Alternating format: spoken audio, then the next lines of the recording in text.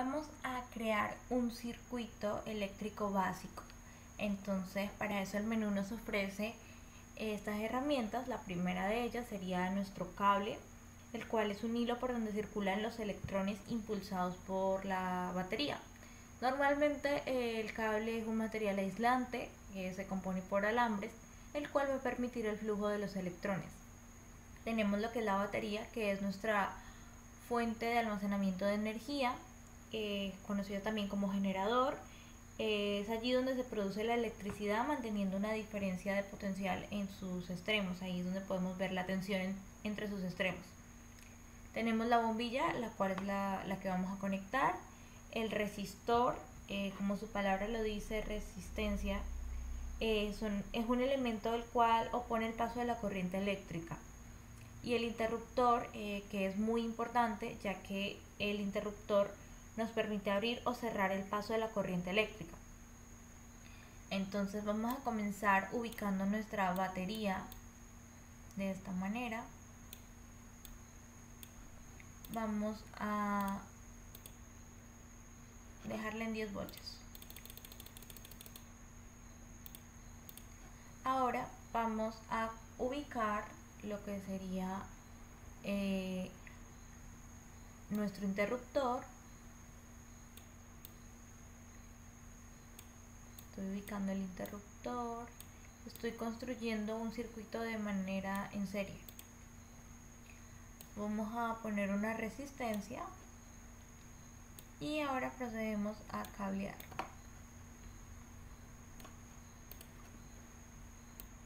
Para unir así los componentes.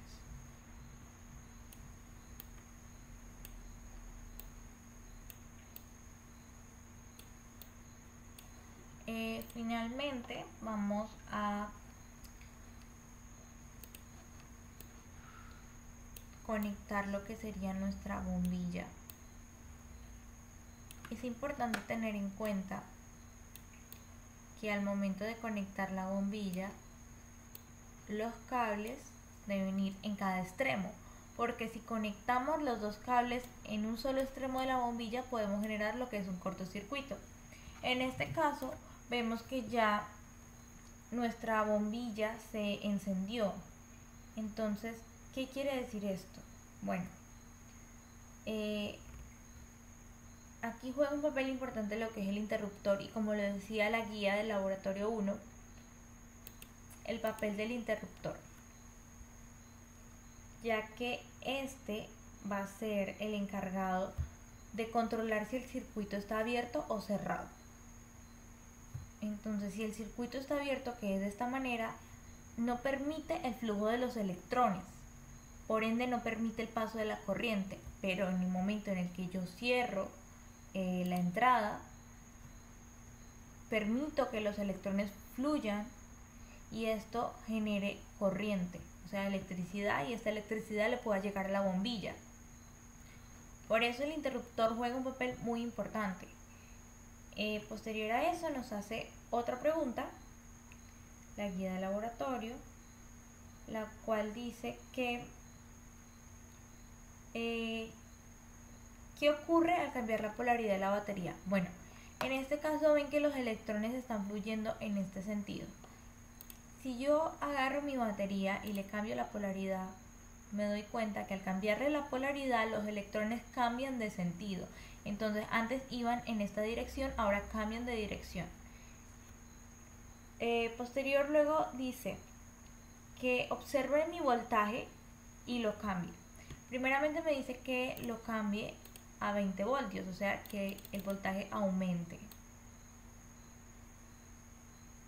Como podemos ver, a medida que voy aumentando el voltaje para llegar a 20, los electrones van fluyendo de manera más rápida y la intensidad lumínica aumenta. Entonces podemos ver que al aumentar el voltaje, la intensidad lumínica aumenta.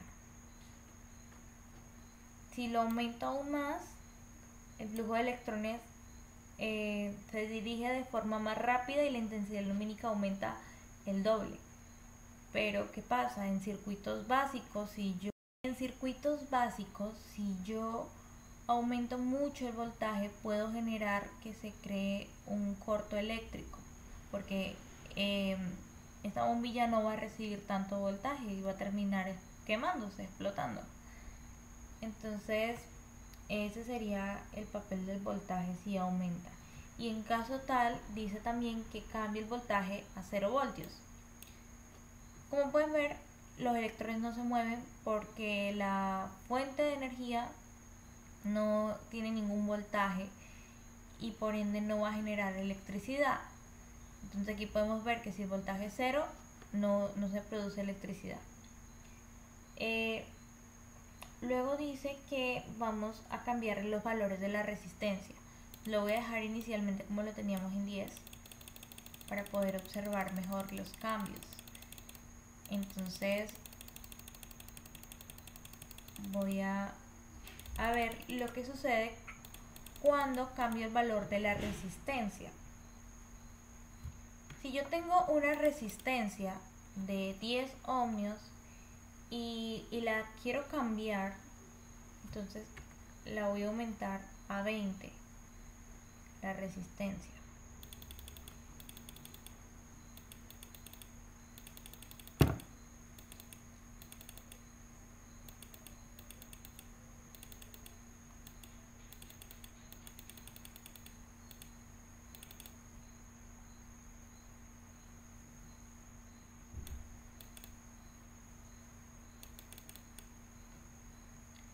Bueno, aquí podemos observar que desde el momento en que yo aumento mi resistencia, el flujo de electrones se dirige de forma más lenta, o sea, disminuye.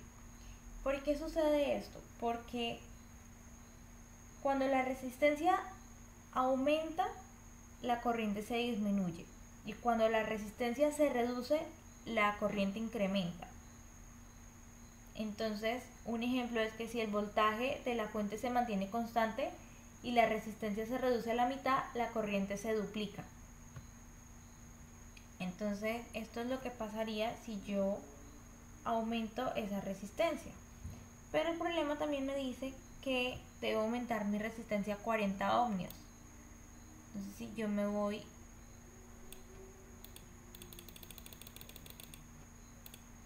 cuenta de que los electrones fluyen de manera más lenta, los niveles de luz, la intensidad de luz lumínica es muy baja debido a que la resistencia aumenta y esa resistencia es la que impide el flujo de la energía eléctrica, de la electricidad.